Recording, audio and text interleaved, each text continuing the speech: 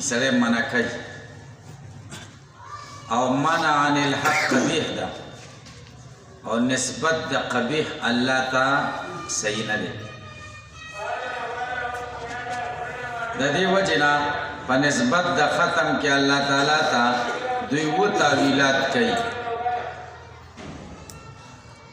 دلته د دې خبرې وضاحت ضروری دی چې د افعال شرعیو د حسن او د قبح حاکم څوک فعل شرعي کې که هغه د قبیلې د ماموراتو نه او یا د قبیلې د منهیاتو نه هغې کې به حسن هم وي قبح به پکې هم وي په ماموراتو کې حسن دی په منهیاتو کې قبح ده خو دا حسن او قبح پکې چا پیدا کړې ده اشاعره وایي د حسن او د قبح ادراک کوونکې او فیصله کوونکې شریعت دی عقل نه دی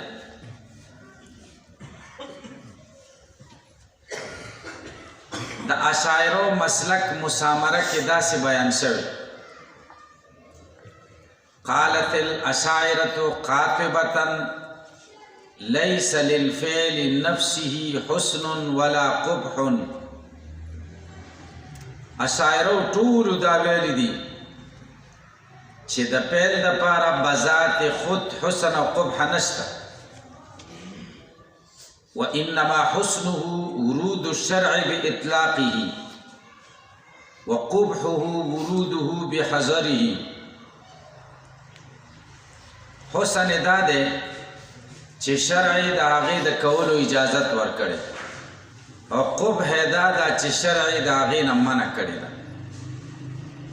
نو د حسن او د قبح حاکم شرع شوه دویمه خبره ده چې د قبیح څیزونو نسبت الله ته کیږي او که نه کیږي معتزله د دې نه انکار کوي او اهل سنت والجماعت اثبات کوي اهل سنت والجماعت وایي چې د قبیح څیزونو نسبت الله تعالی ته کیږي او دا به باعتبار الخلق وي ځکه خلق د قبیح قبیح نه دی کسب د قبیح قبیح دی معتزله وایي خالق د خیر الله تعالی دی او خالق د شر بنده پخپله دی د دې وجې نه نبی کریم صلی الله علیه وسلم فرمایلی دی القدریة مجوس هذه الامه قدریه زما د امت مجوس دی مجوس ولی دی ځکه هغوی هم د دوو خدایانو قایل دي یو ته خالق شر او بل ته خالق خیر وی یزدان خالق خیر دی او اهرمن خالق شر دی نو دوی هم الله ته خالق خیر وی او بنده ته خالق شر وی نو ځکه ورته رسول الله صلی الله علیه وسلم مجوس هذه الامه وی خلق د قبیح قبیح نه دی کسب د قبیح قبیح دی نسبت د قبیح الله تعالی ته بے اعتبار الخلق جائز دی بغیر د تردد معتزله جائز نه ګڼي او دلته د ختم نسبت الله تعالی ته یا نور ځایونو کې چې شوی هغې کې تاویلات کوي دلته و تاویله کوي الاول اولنی تاویل دا دی د اولنی تاویل مقصد دا دی چې دوی وایي دلته ختم الله ته نه دی منسوب شوی بلکې داسې چل شوی دی چې دوی ته طاقت د اعراض عن الحق دی کافرانو اعراض عن الحق کړی و او د دې اعراض عن الحق تمکن دا خدای ورکړ نو دا تمکن د اعراض عن الحق دا مشابه شه د داسې یو کار سره چې هغه طبیعي کاری دوی کې موجودی چې هغې ته وصف خلقي وایي، وصف طبعي ورته وایي. ختم وصف طبعي دی که نه؟ نو د اعراض تمکن د اعراض من الحق تشبیه ورکړه د چا سره؟ د وصف خلقي سره، د وصف طبعي سره. نو تمکن د اعراض من الحق دا مشبه شو او دا وصف خلقي دا مشبه به شو. د هغې دپاره د ختم لفظ استعمال کړ نو ختم ملزوم شو او تمکن د اعراض عن الحق ورته لازم شو. نو ملزوم گویا کہ ذکر دے، مراد ترنا لازم دے. نو دا کنایه شو. خود دوی د کنایه قائل نه دي. دوی وی دا مجاز دے چې متفرع عن الکنایه دے. دې د دوی څه وی؟ مجاز متفرع عن الکنایه. هغه مجاز چې د کنایې نه راخیستل شوی دی. دې پر پوښتنه نو دی کنایه قائل بیا ولې نه دي؟ ځکه په کنایه کې دا ضروري ده چې معنا حقیقي کې به دغه څیز استعمالولی شي. استعمال د حقیقت پکې ضروري دی. دې ځای پورې پوه شئ. او دوی خو استعمال د حقیقت نه کوي، دا محاله ګڼي ځکه چې حقیقت شي د ختمه نسبت به الله ته حقیقت شي نو دا خو د دې قایل نه دي. نو ځکه بیا دوی وایي دلته مونږ ذکر د وصف خلقي وشو چې ختم دی او مراد ترېنه تمکن د اعراض عن الحق دی مجازن. او دا مجاز هم داسې مجاز دی چې د کنایې نه راخیستل شوی دی. بیا پوه شوئ؟ نو د ختم نسبت الله ته حقیقتا نه دی بلکې مجازن دی. اوس بیا پوه شئ؟ اول وجه دا ده چې ان القوم لما اعرضوا، دی قوم چې هر کله اعراض وکړه د حق نه وتمکن ذلک فی قلوبهم او دا اعراض مضبوط شو د دوی په زړونو کې حتی صار تر دې پورې چې دا اعراض وګرځېده کالطبیعیت لهم لکه طبیعیت چې د دوی فطرت د دوی شبه دا مشابه کړی شو بالوصف الخلقي دا داسې یو وصف سره چې هغه د دوی پیدایشي وصف وي المجبول علیه چې دوی عادت شوي په هغې باندې، دوی عادت شوي په هغې باندې، دوی پیدا شوي په هغې باندې. نو د هغې نه خو بیا څوک نه ګرځي که ځکه پارسی کې وایي جبل گردد او جبلت نه گردد. پې پوه شوئ؟ جبل گردد او جبلت نه گردد. غر به د خپل ځای نه بل ځای ته لاړ شي خو عادت به د سړي بدل نه شي. الثاني دویم تعبیر دوی کوي، دوی وایي دلته استعاره تمثیلیه شوې ده.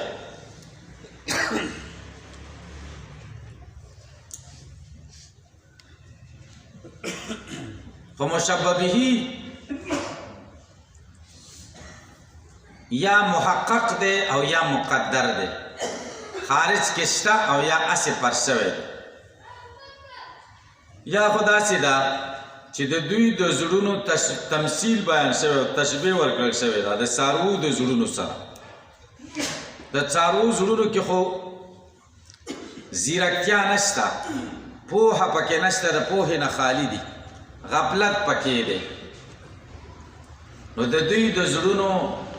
تشبیه ورکړل شوې ده د څاروو د زړونو سره. او څاروو کې خو غفلت موجود دی بهر کې خارج کې. نو دا تمثیل د داسې څیز سره شوی چې د هغې وجود شته دی. نو مشبه به امر محقق شه یا مشبه به امر مقدر کا. د دوی تشبیه ورکړل شوی ده د داسې زړونو سره چې هغه بند شوي یو مهر پې لګول شوی، خارج کې خو شته نه که نه، هسې پر شوی دی چې داسې زړه دی هغه بند شوی دی او مهر پې لګېدلی دی، هېڅ خیر نه ورننوځي. نو د دې د زړونو تشبیه هم دقه شان شوې ده. نور خارج کې ختم متم نشته چې ختم شته. پې پوه شئ؟ او دا سیز چا پیدا کړی دی؟ الله تعالی پکې دا استعداد دوی په ځان کې پیدا کړی دی. ګورئ الثانی دویمه خبره دا ده چې ان المراد به مراد په دې سره تمثیل حال قلوبهم مثال تمثیل د حال د قلوب د دوی دی بقلوب البهائم د زړونو د څاروو سره التي هغه خلقها الله تعالی چې الله تعالی دا پیدا کړی دي خالیتن عن الفتن په داسې حال کې چې دا خالی دي د زیرکتیانا او قلوب او یا تمثیل ورکړی دی د هغې زړونو سره مقدر چې پرس کړلی شوی دی ختم الله علیها د الله مهر په هغې باندې شته نه خو هسې پرس شوی دی داسې ونظیره د دې مثال درته وایي د دې داسې مثال دی د دې داسې مثال دی موږ وایي پلانکې څنګه چې سین ویوړو پلانکې سین وړی دی سین نه دی وړی معنا دا ده چې کاروبار خراب دی معنا دا ده چې سبق یې پرېښود تاسو نه څوک تپوس کوي پلانکې طالب چې سره ثالثه یا رابعه کې وه تر ته هغه اوبه ویوړو سین وړی دی دا سین وړی هلته خو حقیقت کې سین وړل نشته که نه خو دا کنایه ده د څه نه د خرابېدو نه چې د دې لین نه وتی یا د هلاکېدو نه او یا یو سړی ورک دی لږ پلانکې ملګری څنګه نه ښکاري هغه ته وایي هغه عنقا ځان سره لوزولی دی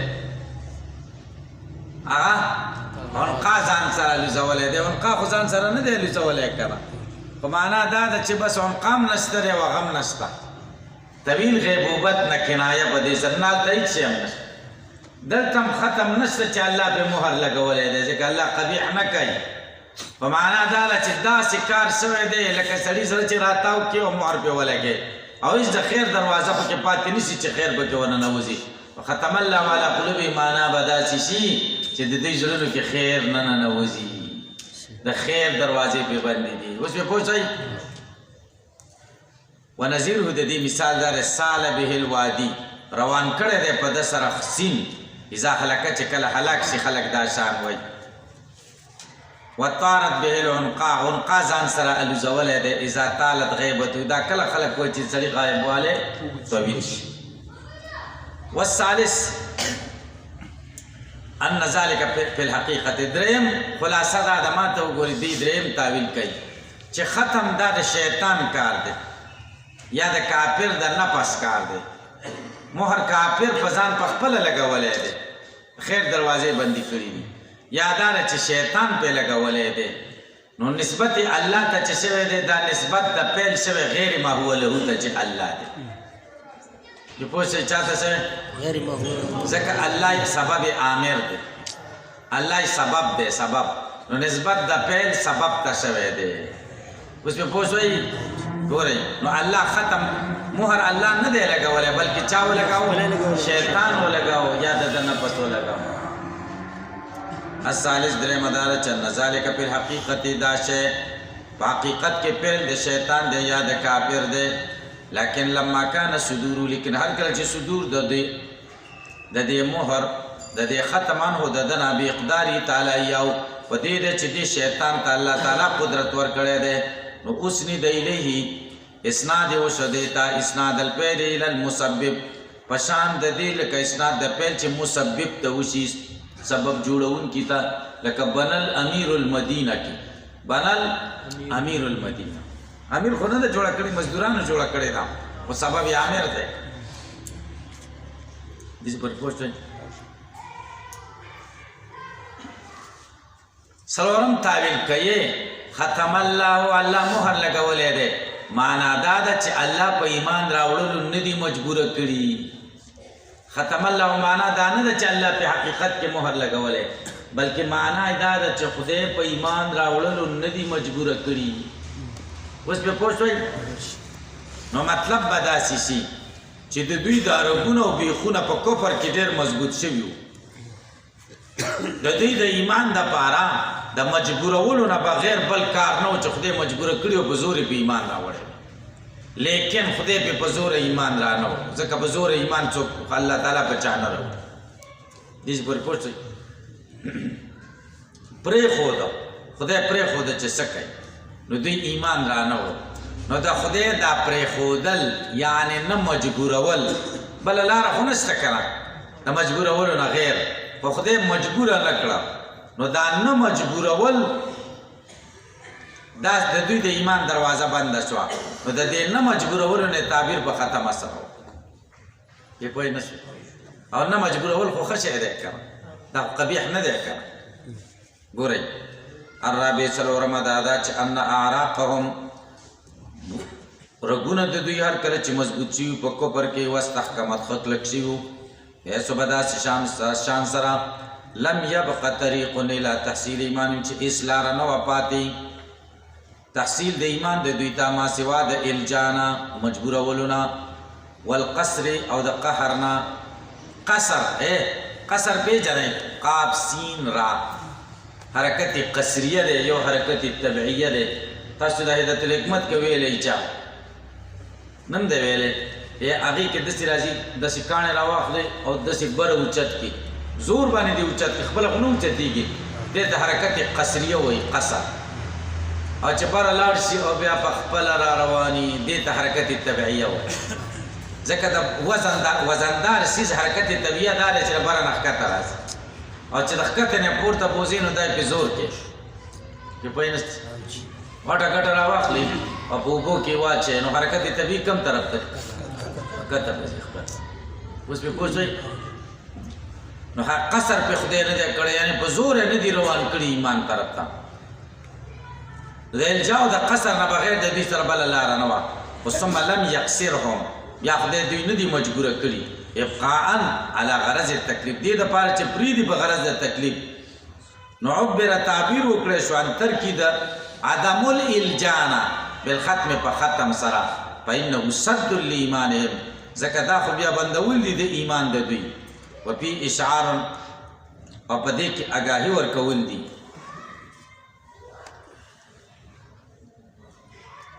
على تمادي امرهم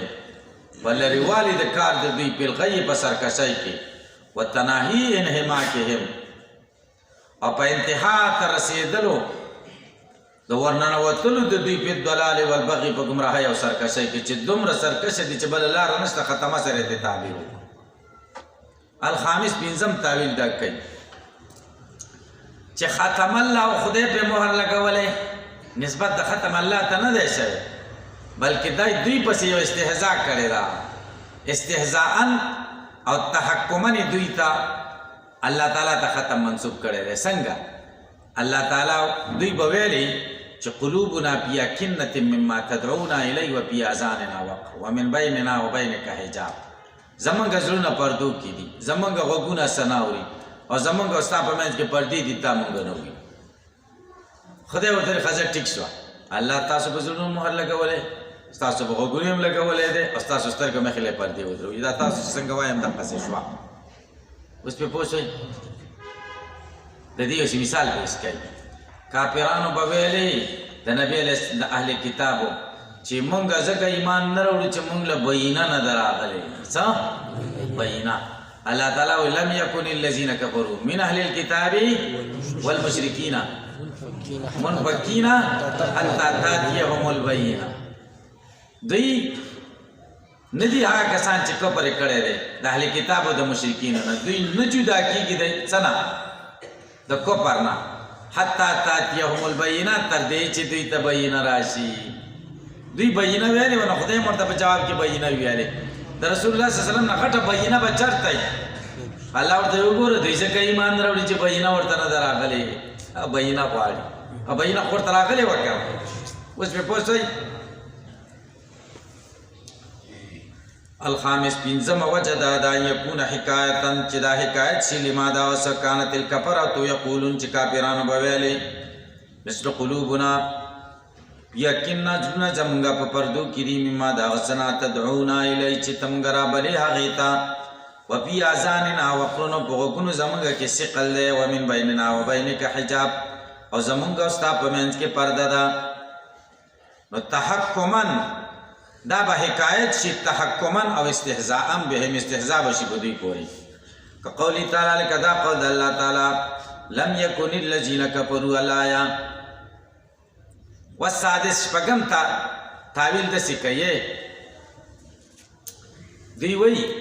دلته ختم الله او د ختمن نسبت الله تشوي دی خدا په اوس دلته نه دی بلکې د آخرت کې دی ختم الله علی قلوبهم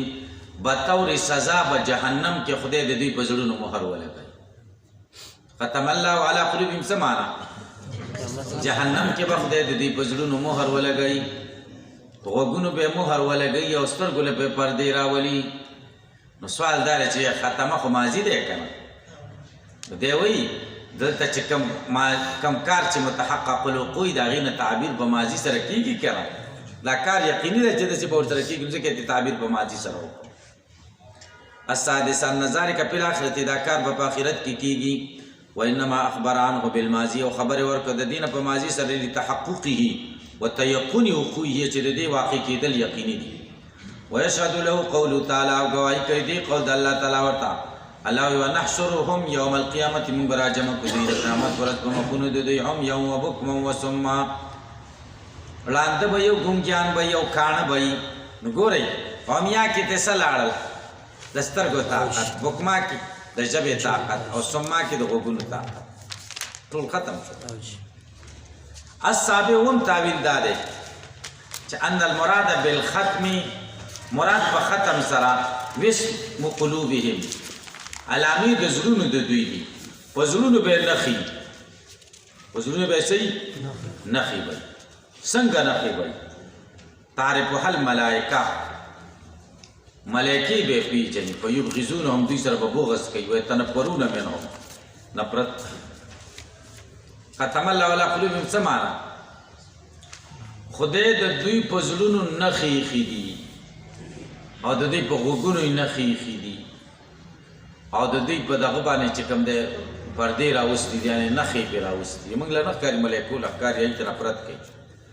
دې چې پرې پوه شئ د دوی په دې تاویلونو دا تاویلونه ستاسو خوښ شو ډېر کمزوري او لرې لرې تاویلونه دي که پرې پوه شئ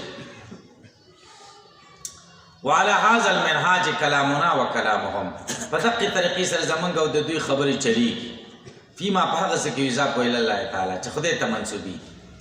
خدای ته چې کوم شی منسوب شي او قبیح ښکارېږي بظاهر هغې کې دوی دومره تعویلات کوي او موږ بلا تکلف او بلا تعویله موږ خدای ته منسوبو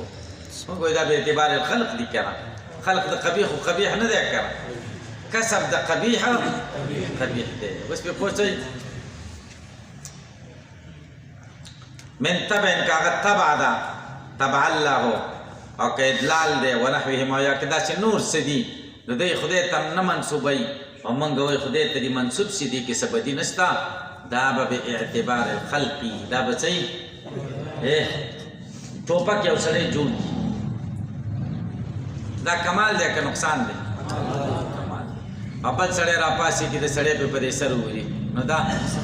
غلطي وکړه که نه قبیح اوس کم یو شو ټوپک جوړول قبیح دي که نه سړی پې ویشتل قبیح اوس پې پوه شئ که نه ټمبه مې جوړ کړی دی نو کمال یې کړی که غلطي کړي او چې دا غلط استعمال شي قبیح خو غلط استعمالول د وسلې دي چاړه چاقو څوک جوړ کړي لوهار یې جوړه کړي او په هغې باندې ښه څیزونه خوري نو دا ښه خبره ده که بده ده دا خو ښه خبره ده نو خلق د قبیح خلق د دې څیز چې کوم دی دا کمال دی او غلط استعمال یو سړي په خېټه کې ورچوخ کړي نو ځان شه که نه کسب د قبیح قبیح دی اوس پې پوه شئ وعلى سمعهم دې کې یو څو مباحث یو خدا دی چې دا وعلى سمعهم په چا عطف دا به ذکر شي معطوف علی قلوبهم دویم دا دی چې وعلى سمعهم په قلوبهم عطف دی نو دا علی ولې مکرره ولا دا سم کافي و ختم الله علی قلوبهم وسمعهم دا به وکرر الجار نه ذکر شي دریم ابصار ستوي والابصار جمع بصر د ابصار ذکر به وشي څلورم دا دی چې د قرت یوه مسله به ذکر شي وانما جاز امالتها پنځم دا چې د غشاوتون ترکیب نحوي او په دې کې نور قرتونه به بیان شي وغشاوتون هغه ځای نه اول خبره دا والا سمعهم په چا عطف دی نو دی وایي معطوف علی قلوبهم دا په علی قلوبهم باندې عطف دی دلیل څه دی باندې د درې دلیلونه وایي ما ته وګورئ داسې هم کیدی شي ختم الله علی قلوبهم سړی سا واخلي وعلى سمعهم وعلى ابصارهم غشاوة وعلى سمعهم داسې نو په دې کې دا اول